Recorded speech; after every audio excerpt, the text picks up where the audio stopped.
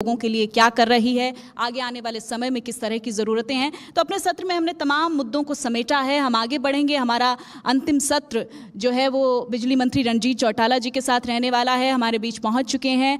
हम अगले सत्र की ओर आगे बढ़ेंगे। मैं चाहती हूं कि हमारे senior deputy editor Atul ji आप मंच पर आएँ। इस सत्र का संचालन करेंगे अतुल जी। और बिजली मंत्री रणजीत चौटाला जी से भी मेरा अनुरोध है कि सर आप मंच पर आएँ। जोरदार तालियां, हमारा अंतिम सत्र है देखिए, और तालियों की गड़गड़ाहट रुकनी नहीं चाहिए। गर्मजोशी के साथ स्वागत कीजिएगा बिजली मंत्री रणजीत चौटाला जी का। बिजली महकमे की तरफ से जो बातें कही जा रही हैं, बिजली का मुद्दा हरियाणा में कितना हावी है, आम जन उसके बारे में क्या सोचता है, सरकारें क्या प्रयास कर रही हैं, इन तमाम पहलुओं पर हम चर्चा करने की कोशिश करेंगे अपने इस आखिरी सत्र में। रणजीत चौटाला जी से हम तमाम सवालों का जवाब लेंगे। Over to you Atul ji. शुक्रिया सोनल। तो जैसा मंच हरियाणा में गुरुग्राम में इस वक्त हम मौजूद हैं और सुबह से तमाम विषयों पर अलग अलग मेहमानों के साथ चर्चा हो, और इस वक्त हमारे साथ एक खास शख्सियत रणजीत चौटाला साहब मौजूद हैं और उनसे उन तमाम सवालों का हम जवाब लेंगे जिस पर राजनीति होती है। जो उनके मंत्रालय से जुड़े सवाल होंगे उसका भी वो जवाब देंगे बेबाकी से, और उस मंत्रालय से जुड़े सवाल पर राजनीति किस तरीके से किस मंत्रालय में होती है इस पर भी जवाब लेंगे। चौटाला साहब बहुत स्वागत है आपका Indian news Haryana. Thank you. इस वक्त सबसे बड़ा मुद्दा तो यही है कि बाढ़ और आपदा, और उसमें बहुत सारी तबाही हुई है।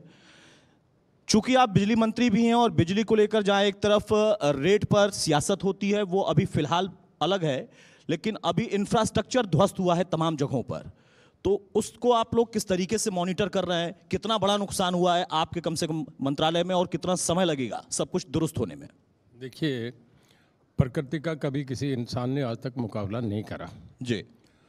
पिछले 20 दिन से हम जो देख रहे हैं टीवी पे जो आ रहा है, हिमाचल को देखा, हिमाचल को देखते हैं तो अगर कोई ह्यूमन बीइंग है तो देख नहीं सकता। जब कई तरीके के देखते हैं कि पहाड़ गिर रहे हैं, मकान गिर रहे हैं, औरतों की चीखें आ रही हैं, बसें और ट्रक गिर रहे हैं, जा जाके अमृतसर और ब्यास निकल रहे हैं, इतना भयावह सीन हमने कभी अपनी लाइफ में नहीं देखा। इतनी बरसात हुई है। मैं नहीं कह रहा कि दिल्ली में भी आम जो एक आंकड़ा निकल के आया है जी कि पिछले 40 साल का रिकॉर्ड टूटा है।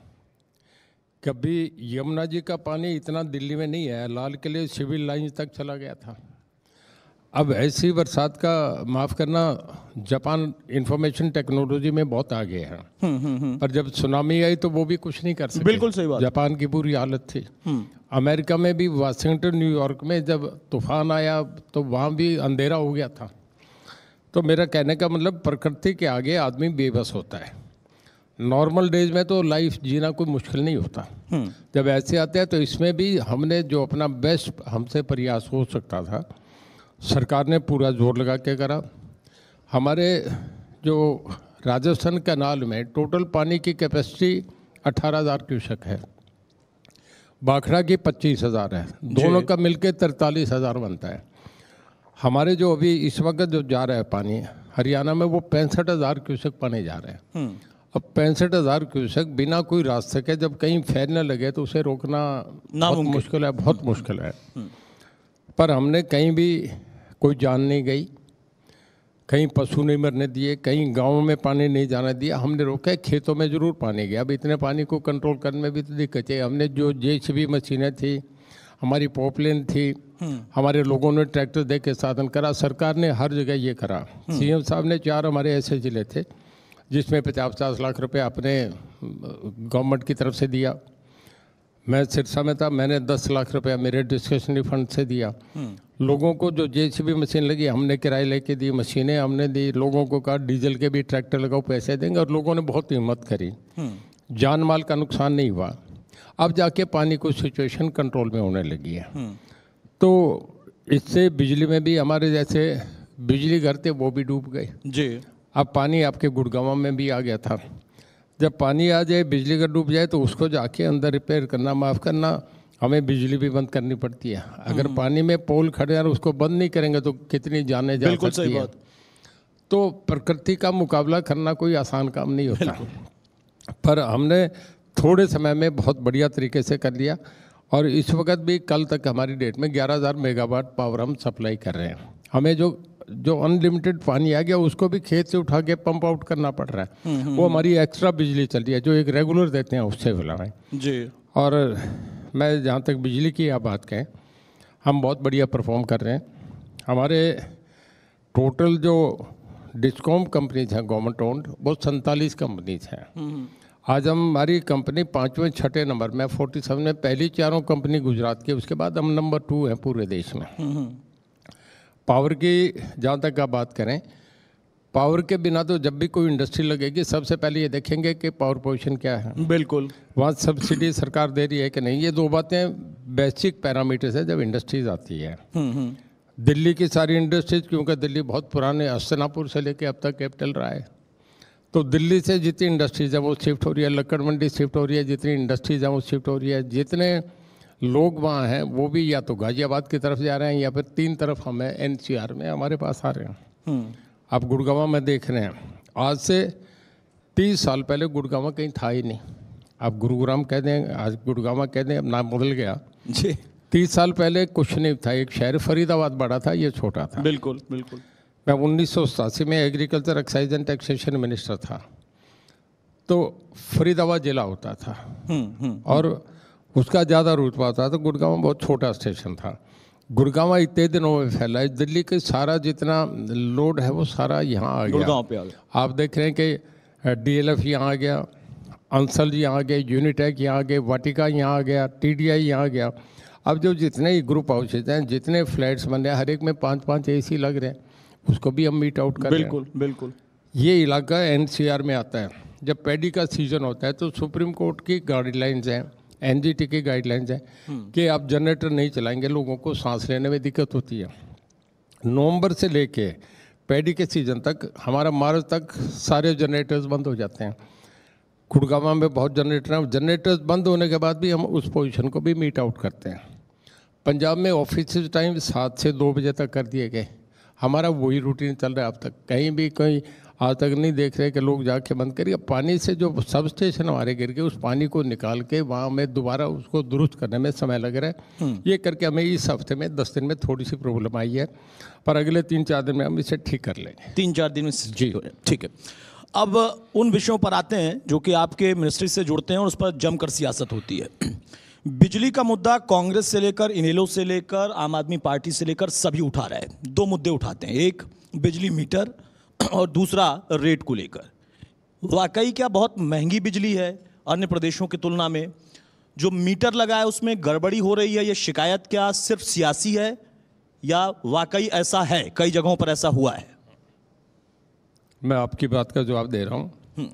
पहली बात तो आप कह रहे हैं कि दिल्ली वाले ये कह रहे हैं, आम आदमी पार्टी ये कह रही है।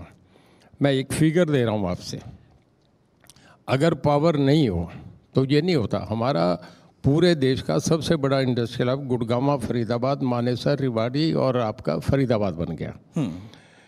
यहाँ पूरे देश के जितने एक्सावेटर बनते हैं उसका 80% अकेला हरियाणा बना रहा है। पूरे देश की जितनी कारें बनती है 50% अकेला हरियाणा बना रहे हैं। पूरे देश की जितने ट्रैक्टर्स बनते हैं उसका 37% हम बना रहे हैं। जितने मोटरसाइकिल बनते हैं उसका 60% अकेला हरियाणा बना रहे हैं। केजरीवाल जी से पूछा था सही, वो कितना परसेंटेज बना रहे हैं? नंबर 2, आप कह रहे हैं कि पावर के मामले में हमने फ्री कर दी, वो कर दी। हमने पिछले 8 साल में अब तक टैरिफ में कुछ नहीं बढ़ाया। आदमी आप देखिए, डीजल का रेट बढ़ गया, कोल का रेट बढ़ गया, जनरल कमोडिटीज़ का रेट बढ़ गया, बाजार में कुछ भी खरीदने जाए हर चीज़ का रेट बढ़ा हुआ है। बिल्कुल बिल्कुल। इवन डॉक्टर्स की भी जो आउट पेशेंट और OPD की है उसकी फीस भी बढ़ गई।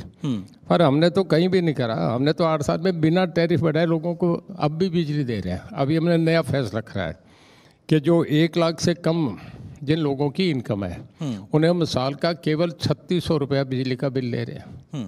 हमने जो अनऑथराइज कॉलोनी है, अप्रूव्ड जो अब हो गई, जिनके चाहे रजिस्ट्रेशन नहीं, उनको भी हम कनेक्शन दे रहे हैं। मतलब बिजली के मामले में हमारी आज क्रेडिबिलिटी ये है। मुझे पता नहीं केजरीवाल जी की क्या है, हमारी क्रेडिबिलिटी ये है कि हमारी 4 कंपनीज DHBPN, UHBPN, HPGCL और HPPNL, 4 कंपनीज की अकाउंटेबिलिटी क्रेडिबिलिटी ये है कि हम पूरे देश में जाके, हम गुजरात भी हमसे पीछे, हम नंबर 1 पे आते हैं। अगर हम कोल इंडिया से या किसी भी सेंट्रल एजेंसी से, किसी नाबार्ड से अगर पैसा मांगे तो हमें 1 मिनट में सबसे पहले मिलता है, ये हमारा है।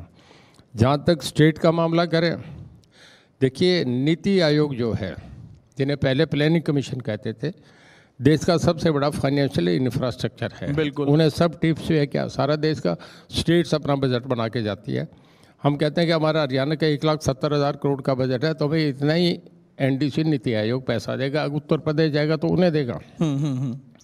वो ये कहते हैं जितनी बड़ी स्टेट्स हैं उन स्टेट में जो फास्ट ग्रोइंग स्टेट जो आ रही है उसमें हरियाणा नंबर 2 पे आ रहे हैं।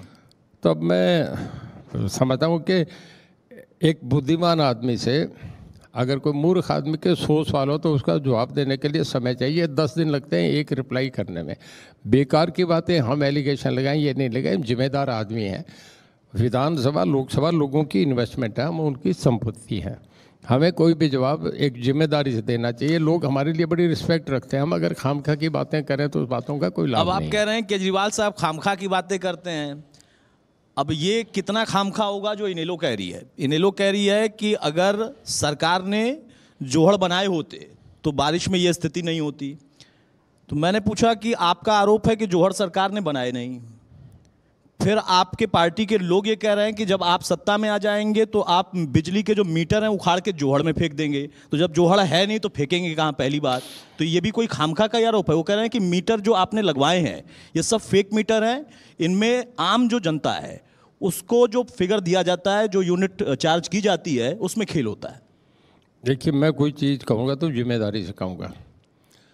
वो फेक मीटर की बात कहते हैं। हमारे यहाँ कोई भी मीटर, जब जिस मीटर का पहले बिल आता था, अगर उसका 3 गुना बिल आ गया तो हम बिल ही नहीं इशू करते। पहले कभी ये था, मैं आज का नहीं, सदा से ये था कि इशार एक ऑफिस होता, जब बिल किसी का ज़्यादा आ जाता तो वहाँ जाके चेक होता था। हमने सर्कल वाइज कर दिया, हमारा कमिश्नर जो है वो सर्कल वाइज देखेगा। उसके बाद डिस्ट्रिक्ट पे हमने एससी के जिम्मेदार लगा दी, और सब डिवीज़न पे एक्शन होगा, और ब्लॉक पे हमारा एक एसडीओ बैठेगा। जिस बिल में भी कहीं गलती होगी 1 हफ्ते में बिल साथ के साथ हम सेटल करते हैं। ये पहले कभी भी नहीं हुआ, आज हम कर रहे हैं। नंबर 2, दूसरा वो कह रहे हैं जोड़ के वाल के, जोड़ के सौंदर्यकरण के लिए कि पानी दोबारा रिचार्ज हो जाए। हमारे अभी पीछे मेरे ख्याल में सीएम साहब ने कोई 1400 जोड़ सारे हरियाणा में हम बनाने जा रहे हैं, जिसपे बहुत अच्छा निर्माण हो रहा है, बहुत बढ़िया। इतने गाँव की सारी ब्यूटिफिकेशन इस तरीके की होगी कि बड़ा लाजवाब काम हो रहा है। मैंने तो इसीलिए पूछा क्योंकि एक तरफ वो कहते हैं कि जोड़ है नहीं, फिर कहते हैं कि मीटर उखाड़ के उसी में फेंक देंगे, तो दोनों चीज़ कैसे एक साथ हो सकती है? अब यहाँ पर जो बिजली मुफ्त वाला एक वादा है जो कि दिल्ली में चला, पंजाब में भी चल गया, तो आम आदमी पार्टी का जो वादा था वो वादा अब कांग्रेस भी उठा रही है, इनेलो भी कह रही है। आप कहते हैं कि मुफ्त की बात नहीं करते हैं, सब कुछ फ्री में नहीं दिया जा सकता, लेकिन कुछ यूनिट फ्री में देना संभव हुआ है उन प्रदेशों में। क्या आप भी इस पर विचार कर रहे हैं, या आप जिस ट्रैक पर चल रहे हैं, जिस रोड मैप को आपने बनाया, जो पॉलिसी आपने बनाई, वो बेहतर दिखती है? देखिए, सिस्टम कोलैप्स नहीं होना चाहिए। अगर आपकी जेब में 100 रुपया हो और आप दिल्ली में जाके 5 स्टार होटल में चले जाएंगे, तो मुझे आप बताओ उसमें आप चाय पीस कहेंगे क्या? मैं पहले ही आपसे सवाल पूछता हूँ। आपकी अपनी फाइनेंशियली इम्प्लीकेशन क्या, आपके जेब में पैसा कैसा है, उसी हिसाब से हर आदमी अपने बच्चे को देहरादून, उसमें तो स्कूल में नहीं भेजता, दून में तो नहीं भेजता। हर कोई अपने बच्चे को, आपके दिल्ली में आपका बढ़िया स्कूल जो है ना, मैं नाम भूल गया, सेंट कोलम्बस है, सेंट जेवियर है, बहुत स्कूल है, उनमें नहीं भेजता।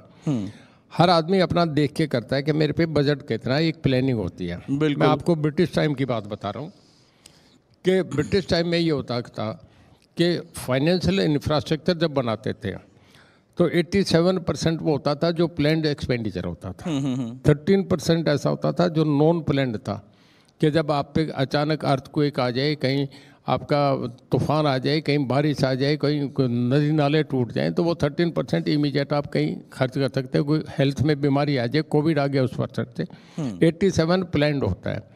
आप मुफ्त बिजली दे देंगे। मुझे एक बता दो, आप कोई दुकान चला रहे हैं, आउटलेट आप पे वीटा का है, घी का या दूध का है, आप सुबह से शाम तक दूध खरीदते जाएंगे तो कितने दिन देंगे? 1 दिन देंगे, 5 दिन देंगे, हफ्ता देंगे, महीने देंगे, फिर आपको तब मिलेगा ना जब पिछली पेमेंट दे देंगे।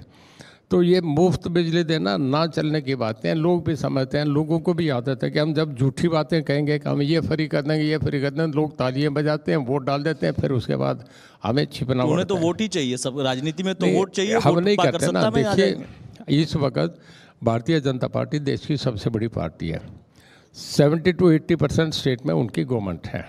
आपको याद नहीं, उन्हें भी वो कभी हिस्ट्री नहीं देखते। देश आज़ाद हुआ था, महात्मा गांधी का बहुत बड़ा कद था। महात्मा गांधी उस वक़्त मैं ये समझूं कि एशिया ने वर्ल्ड की सबसे बड़ी पर्सनैलिटी थी और उनके पीछे पूरा देश चल रहा था। उस वक़्त आपके जब देश की आज़ादी हुई तो लोगों को ब्रिटिश चले गए, लोगों को पुरानी कुर्बानियाँ याद थी, भगत सिंह की सेक्रीफाइस याद थी, चंद्रशेखर का, सुभाष चंद्र बोस का। और उस वक़्त लोगों ने कांग्रेस को सब कुछ माना, कांग्रेस को वोट देते रहे। 3 बार पंडित जवाहरलाल नेहरू प्राइम मिनिस्टर बने। इसके बाद जितनी भी सरकारें आई, चाहे वीपी सिंह आए, चंद्रशेखर आए, मोरारजी देसाई आए, वाजपेयी जी आए, या आपका मनमोहन सिंह आए, नरसिम्हा राव आए, राजीव गांधी आए, जितने भी प्राइम मिनिस्टर आए वो कोई 5 साल चला, 7 साल चला, किसी को 3 टर्म नहीं मिली। इवन इंदिरा गांधी जी को भी 2 टर्म मिले थे 1970 में, वो भी चुनाव हार गए थे जी। पहले प्रधानमंत्री हैं, पहली राष्ट्रीय पार्टी है जिसके प्रधानमंत्री तीसरी बार भी बनेंगे। सिंगल पार्टी को 1984 के बाद जब राजीव गांधी का असैसिनेशन हुआ तो उस वक़्त 1984 से लेकर 2014 तक 30 साल के अंदर कोई भी पार्टी का एक आपकी कोलिशन गवर्नमेंट का पीरियड चला। फ्रांस और जर्मनी में भी ऐसा चला। इसके बाद 2014 में लोगों ने सिंगल एक पार्टी को 301 सीट देके बहुमत दिया, सिंगल पार्टी मेजोरिटी में। उसके बाद 2019 में फिर आई। अब मैं आपसे फिर बता रहा हूँ 2024 में तीसरी बार आएगी। तो ये जो बात 2024 में फिर तीसरी बार, ये कहीं रीजनल पार्टीज हैं। देखिए जिस इनेलो की आप बात कर रहे हैं वो कभी ऐसा था, चो देवलाल के टाइम मैं भी उसमें एक एमएलए था 87 में, मैं तब कृषि मंत्री था। Excise and taxation, law and justice, 3 मंत्रालय मेरे पास थे। एक स्वीप हुआ था जो देवलाल के लीडरशिप में 1977 में भी, 87 में भी और 82 में भी बराबर। तब तो तपासे का एक गलत मामला हो गया था, उसने करा था, सब लोगों को हिस्ट्री याद है। स्वीप करा था। हरियाणा छोटी स्टेट हो सकती है, हम ज्योग्राफिकली हम बंगाल के बराबर नहीं हो सकते, आंध्रा के बराबर नहीं हो सकते, तमिलनाडु के बराबर नहीं हो सकते, पर उस वक़्त जो वोट ऑफ परसेंटेज से देखें तो 90 में से दोनों बार 85 सीट जीत गए थे। इनेलो तो वो था। अब तो जो देवीलाल का जनता दल था, लोक दल था। उसके बाद तो फिर मुलायम सिंह जी ने समाजवादी पार्टी बना ली, लालू जी ने राष्ट्रीय जनता दल बना लिया, देवगौड़ा जी ने जनता दल बना लिया, इधर इनेलो बन गई। इनेलो चो देवलाल की पार्टी नहीं, चो देवलाल तो एक इतिहास थे, उन्होंने तो देश के प्रधानमंत्री बने। अब तो इनेलो का कोई है नहीं, एक है मेरे पूरी विधानसभा में, कहीं चर्चा नहीं है। वो कहते हैं मैं अकेले भारी हूँ। चलो कोई अपने वहम मेरे, हर कोई अपने बारी। अब चंदा मामा दूर के पुए पकाए बूर के, ये चंदा मामा की कहानी है। कोई कहता रहे, कोई रोकता थोड़ा ही है। लेकिन बड़े चौटाला साहब भी सक्रिय हो गए हैं। वो कह रहे हैं कि अगर कोई अड़चन कानूनी नहीं हुई, न्यायिक नहीं हुई तो मैं चुनाव लड़ूंगा और इतिहास बदल दूंगा। मेरे आदरणीय, मेरे बड़े भाई हैं, मैं उनकी बहुत इज्जत करता हूँ। उनका एक समय था, अब तो वो 89 के करीब हो रहे हैं। अब राजनीति देखिए उनके एज से उन्होंने अपनी चलाई है।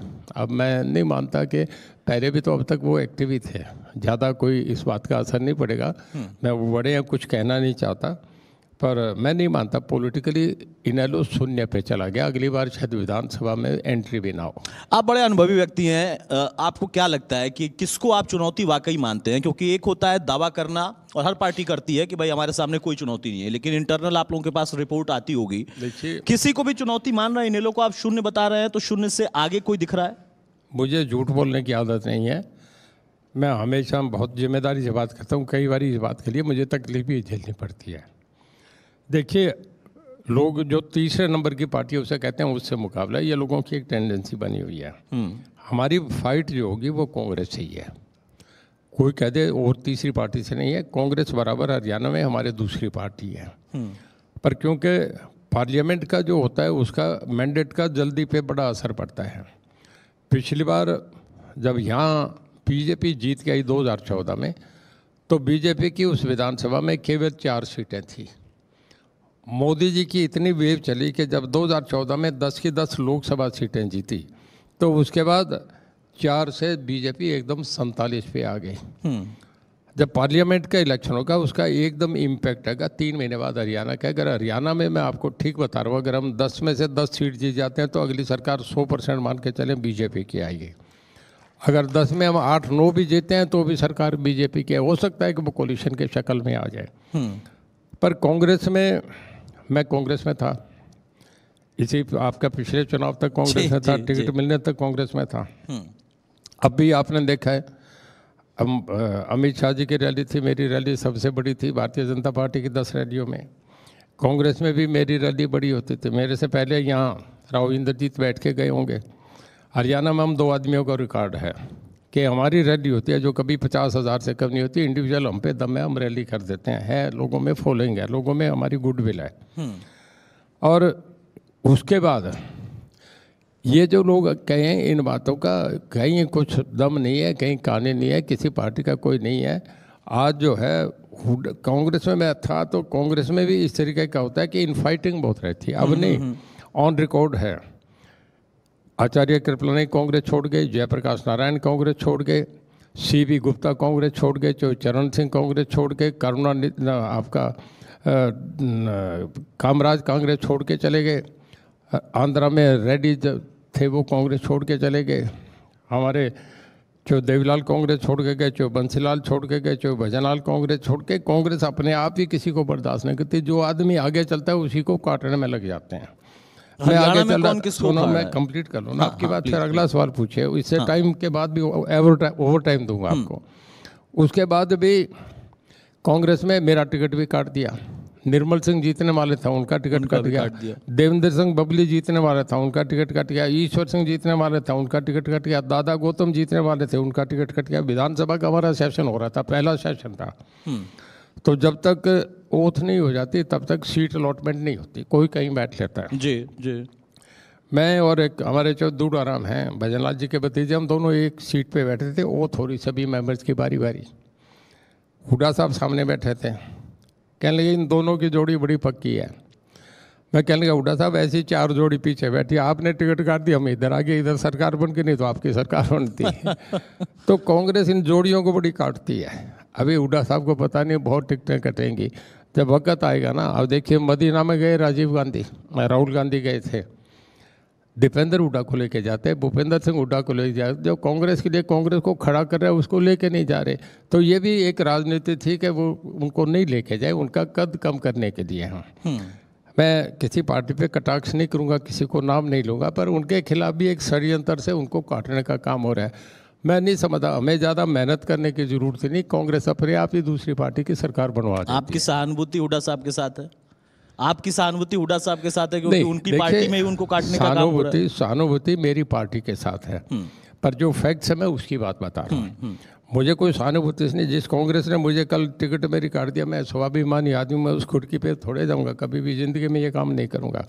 ओम प्रकाश जी चौटाला मेरे बड़े भाई हैं, सगे भाई हैं। मैं उनकी सरकार में मिनिस्टर था 87 में। महम कांड हुआ, मेरे फादर चो देवीलाल डिप्टी प्राइम मिनिस्टर थे, वो डिप्टी प्राइम मिनिस्टर थे, ये चीफ मिनिस्टर थे। और बड़े जिन्हें कहें जाबर चीफ मिनिस्टर थे, कोई छोटे मोटे चीफ मिनिस्टर नहीं थे। चौटाला साहब का बड़ा नाम था चीफ मिनिस्टर। बिल्कुल। जब महम कांड हुआ तो 6 मिनिस्टर के साथ रिवोल्ट करके मैं इस्तीफा देकर सरकार से बाहर निकल आया। मैं परवाही नहीं करी। मैं अपनी आत्मा का आदमी हूँ, जो ठीक है उस बात के साथ हूँ, गलत के साथ नहीं खड़ा होता। ठीक है, कुछ आखिरी सवाल अब यहाँ पर बहुत जल्दी से, चूंकि पावर्स की बात हमने कर ली, आपने उस पर अपना जवाब भी दे दिया कि राजनीति भ्रामक कोई कर रहा है तो क्या करें, हम तथ्यों की राजनीति करते हैं और जनता का हित, अपना जो बजट है उसको देखकर हम कर रहे हैं। ये उनको सिर्फ नहीं कहेंगे कि आपके लिए बहुत कुछ करना है तो सब मुफ्त कर देंगे। लेकिन जब बात वोट की आती है तो कुछ ऐसे भी आरोप लगते हैं, और आप पर ही नहीं तमाम पार्टियों पर ये आरोप लगे हैं हरियाणा में, कि वो अपने वोट बैंक को बाबाओं के जरिए साधते हैं। चूंकि आप जेल मंत्री भी हैं और राम रहीम इस वक्त फिर से बाहर है और इसको लेकर काफ़ी हो हल्ला मच रहा है कि एक बार फिर चुनाव से पहले माहौल बनाने की कोशिश है। तो क्या एक ये न्यायिक प्रक्रिया का हिस्सा है या इसके पीछे जो आरोप लगते हैं उनमें कुछ आधार होता है? देखिए, आरोप कुछ बातें तो हो सकती है। एक एंटी इनकम्बेंसी फैक्टर है जिसे नकारा नहीं जा सकता जी, कि एक जब सरकार बन जाए, गांव का सरपंच भी बन जाता है, उसके भी लोग 2 साल के बाद खिलाफ हो जाते हैं। आप चैनल में काम कर रहे हैं ना, अगर आपको सबकी पावर्स आप अपने पास ले लेंगे तो हो जाता है। डिसेंट्रलाइजेशन तो करना होता है। देखिए, डेमोक्रेसी में एक लाइन की परिभाषा है प्रजातंत्र की, कि जहाँ राजनीति में, जहाँ प्रजातंत्र में विचारों का विरोधाभास हो उसे प्रजातंत्र कहते हैं। बिल्कुल। हस्बैंड और वाइफ का एक जो संकल कह दें, आप चेन कह दें, उसकी जो निचली कड़ी होती है वो रिश्ता होता है। पर सभी बातों पे तो वो सहमत नहीं होते, उनमें भी विरोध हो जाता है। बिल्कुल, कभी बच्चों को बेटी की शादी में कितना देना है, माँ कुछ कहेगी, फादर कुछ कहेगा, यहाँ भी 2 विचार हो जाते हैं। पर मैं आपसे एक बात बताऊं कि 30% तो विरोध होता है जो मुद्दों पे हो जाता है, 70% तो बेकार की बातें, अनगर्ल जिसे कहें वो बातें होती है कि कैसे करो इन्हें, डैमेज करो। अब कल एक मिनिस्टर ने इस्तीफा दे दिया राजस्थान में, उस पर कल से चैनल पे सिवाय उसके कोई और न्यूज ही नहीं है। और माफ़ करना, आपके चैनल की भी मैं बात बताऊं, हमारे वो आजकल नहीं रहे, अभी वो जो अचार वाले बाबा थे 70% पूरे देश में उन्हें 1.5 घंटा उनकी ऐड आती थी। चाट मसाला वो बुजुर्ग थे, पगड़ी बांधे दिखाते थे। देश में 70% किसान है, 3 मिनट उनकी ऐड आती थी। ये चैनल भी आपका ये करता है। तो हम क्या कहें, इस देश में युधिष्ठिर होते तो फिर ये गड़बड़ी जरूरत नहीं होती ना, आपको मेरा अल्ट्रासाउंड करने की ज़रूरत थी, सब ठीक रहता। ठीक है चौटाला साहब, एक आखिरी सवाल, खुद आप आगे के लिए अपने राजनीतिक कद को किस तरीके से देखते हैं कि हाँ, चूंकि आप लोगों ने बहुत ज़मीनी तौर पर काम किया और जैसा आपने खुद अभी बताया कि आप लोग ना सिर्फ स्वाभिमानी राजनीति आपने की, बल्कि आपके साथ लोगों का जुड़ाव ऐसा है कि जब आप खड़े होते हैं तो वहाँ पर भीड़ लगती है, ये अपने आप में गुडविल होती है। लेकिन आपके जो समर्थक हैं उनकी अपनी भी चाहत होती है कि हमारे जो नेता हैं उनका कद और बड़ा हो, तो ये उनकी चाहत है। कुछ उसमें आपको भी राजनीति के तहत लगता है कि हाँ, कुछ और सेवा करने का मौका मिलना चाहिए? देखिए, कोई ये कह दे कि खाली सेवा के भाव से आता है, नहीं करता। हर आदमी ये चाहता है कि मैं पिवट रहूं, हर घटना का बीच का सेंटर में रहूं। हर आदमी चाहता है कि जब बस में जाके बैठे तो अगली सीट में बराबर ड्राइवर के मैं बैठूं। जी, मैं गलत नहीं कहता। प्लेन में भी जाते हैं तो एग्जीक्यूटिव क्लास आगे लगती है, उसकी सीटें आगे, उसका पैसा भी 4 गुना लगता है, पर वो भी जगह सीट आगे लगती है। पीछे लगे तो कोई नहीं बैठेगा, प्लेन ही खाली जाएगा। ये दुनिया की हकीकत है, इन्हें आप और हम इनकार नहीं कर सकते। अगर सब आदमी सच्चाई से सब होता तो महाभारत भी नहीं होता, ये युद्ध भी नहीं होते। ये सारी चीज़ें जो हैं ये आदमी की एक्सपेक्टेशन, एक सेंटेंस है एक्सपेक्टेशन एंड बिहेवियर। जी, हस्बैंड वाइफ में भी ये होता है कि एक्सपेक्टेशन क्या होती है, बिहेवियर क्या होता है, इसका क्लैश होता है। बिल्कुल, बाप बेटे में एक रिश्ता है, भाइयों में भी एक रिश्ता है। तो आपका दुनियादारी में अगर आदमी सब फेयर होके चलें तो कोई क्लैश है ही नहीं, फिर तो सारा सब कोई प्रॉब्लम ही नहीं है, सब बराबर होते हैं। ये जो राजनीतिक आदमी है ये ज़्यादा अपना कैसे करके विधानसभा में जाऊँ। एक ज्ञानी करतार सिंह होते थे, ज्वाइंट पंजाब में मिनिस्टर भी थे, MLA भी थे। वो एक पंजाबी में एक सेंटेंस कहते थे, कहते विधानसभा से चलो चाहे रोशन चांदा चाहो डिग के आ जाओ। मतलब हर पॉलिटिकल आदमी ये समझता है कि विधानसभा लोकसभा जाने को, देखिए पूरे देश के 140 करोड़ में अगर 550 542 में किसी आदमी की गिनती हो तो इससे बड़ा सम्मान तो कोई नहीं होता ना। बिल्कुल सही बात। तो हर आदमी चाहता है कि मैं आगे जाऊं, उसके लिए वो अपना रास्ता बनाता है। जो 15 लाख वोट पड़ते हैं लोकसभा के, उसमें जब 2 आदमी कंपटीशन में होंगे तो आप उस आदमी को तो दाद दो जो उसमें से निकल के 15 लाख लोगों को सबको टाटा करके लोकसभा में चला जाता है। तो आसान काम तो नहीं है, बड़ा टफ जॉब है। मैं आपसे बताऊं IAS के लिए, क्योंकि यूनिवर्सिटी में बैठे हैं, थोड़ा सा कुछ एजुकेशनल बात भी कर लेनी चाहिए। पूरे देश में 12 लाख बच्चे अपीयर होते हैं और उस IAS में बहुत लोग तो कहते हैं तुम HCS का एग्ज़ाम दे लो, जुडिशरी का दे लो, किसी और का टीचर का दे लो, स्टाफ सिलेक्शन कमीशन से आ जाओ। ये तुम्हारे बस का नहीं है। जो बच्चे सेंट स्टीफन में जो बच्चे निकले होंगे वो या तो IAS निकलेंगे या फिरौती लेने वाले निकलेंगे। मतलब टॉप जो इंटेलिजेंट क्रीम वो आती है। 12 लाख बच्चों में जो IAS पास करेंगे, जो सब बातों से टेस्ट निकल के जब लिस्ट पब्लिश होने आती है तो कोई 1000 बच्चे आते हैं। बिल्कुल बिल्कुल। 140 करोड़ में 12 लाख, 12 लाख में 1000। उन 1000 में जो प्रॉपर IAS आते हैं वो 150 आते हैं। उसके बाद IPS में चले गए, अलाइड सर्विसेज में, रेवेन्यू में, इनकम टैक्स में, रेलवेज में चले गए। अब आप ये देखें जो 150 बच्चे आएंगे उनके तो सब टिप्स पे होगा। बिल्कुल सही बात। प्राइम मिनिस्टर, चीफ मिनिस्टर और प्रेसिडेंट ऑफ इंडिया भी जब कोई चीज़ लेते हैं तो ड्राफ्ट करना होता है, नोट चाहिए, सब कुछ ब्रीफ तो वही करते हैं। तो वो तो क्रीम है जो 150 की। तो आप ये देखिए कि इसके लिए कितना उन्हें संघर्ष करना पड़ता है, कितने जीवन में अपना उन्हें गुडविल बनानी पड़ती है, कितना मेहनत करनी पड़ती है, तब इसी के पे पहुँचता है। तो यही लोकसभा और विधानसभा भी ऐसे है। वो आईएएस तो नहीं होगा, पर इसके लिए भी पूरा जोर लगाना पड़ता है। आसान नहीं, आदमी बहुत झूठे ड्रामे भी करता है और गलत प्रैक्टिस भी होती है, पैसा भी बनता है, सारा कुछ। कई लोग ऐसा काम भी करते हैं। तो मैं नहीं समझता कि सारी बातें सच्चाई है। पॉलिटिकल आदमी की, माफ़ करना, मैं बड़ा खुला कहता हूँ, इसे अपने पे ले लो, किसी पे ले लो। अगर कोई आदमी बहुत बढ़िया कपड़े पहन के और उसने, आप ये समझे कि ब्रेसलेट भी पहन रखा है और सोने के बटन भी लगा रखे हैं, अगर किसी इम्पोर्टियम में चला जाए, माफ़ करना, तो उसे ये समझते हैं कि सबसे बड़ा चोर आदमी है। ये बहुत अच्छी गुडविल नहीं है पॉलिटिकल आदमी की। मैं आपको सच्चाई की बात कह रहा हूँ। और मैं किसी पे कहूँ ये बढ़िया बात नहीं, किसी भी डिपार्टमेंट में भी ले लें, आपका इवन आपके चैनल्स भी ले लो जी। देखिए, आदमी इंसानियत तो 5% लोगों में है, बाकी चाहे सोशल लाइफ में जुड़े हैं, हर जगह बेईमानी का एक तकाजा आ गया। अब इसमें किसी पे करेंगे बहुत आगे चला जाएगा, बहुत लंबा चला जाएगा, कहना ठीक नहीं होता। समय की थोड़ी पाबंदी है। और बहुत अच्छा लगा कि आपने जो भी बात कही बड़े स्वाभाविक तरीके से और बहुत बेबाक अंदाज में कई बार जोरदार तालियां कम से कम जरूर बनती हैं, क्योंकि राजनीति में इतनी बेबाकी शायद आजकल बहुत कम ही रह गई है। उन्होंने बहुत ईमानदारी से अपनी बात को रखा भी और कहा कि राजनीति में बहुत सारी ऐसी चीजें होती हैं जो दिखती नहीं है लेकिन करना पड़ता भी है।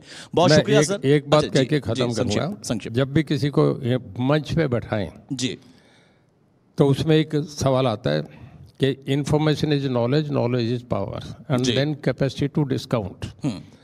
अगर आदमी आप सवाल पूछे, मैं इधर उधर देखने लग जाऊं, सोचने लग जाऊं, तो मुझे चैनल छोड़ के चला जाना चाहिए।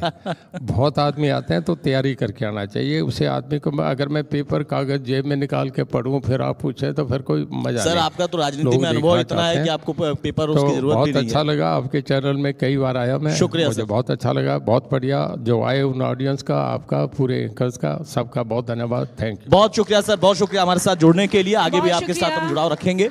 तो रणजीत चौटाला साहब थे हमारे साथ और उनका ये कहना है भाई बहुत बेबाकी से कि राजनीति ऐसे ही होगी, संघर्ष के जरिए होती है और आगे भी उनकी पार्टी, उनकी सरकार इसी तरीके से काम करती रहेगी। जनता के बीच में उन्होंने काम किया है, जनता उसको समझती है। सोनल, बहुत शुक्रिया रंजीत जी आपका विस्तार से तमाम मुद्दों पर चर्चा करने के लिए। गुजारिश है आप मंच पर ही रहें। मेरा अनुरोध है संजय सिंह जी आप भी मंच पर आइए। हमारे इनपुट एडिटर राज वर्मा जी से गुजारिश करती हूँ आप भी मंच पर आइए। और हम एक स्मृति चिन्ह, एक टोकन ऑफ लव, एक token of respect India news Haryana की तरफ से आपके लिए सर, हमारी पूरी टीम मंच पर आए मैं चाहती हूँ, क्योंकि ये सबकी मेहनत है आज का दिन, और एक स्मृति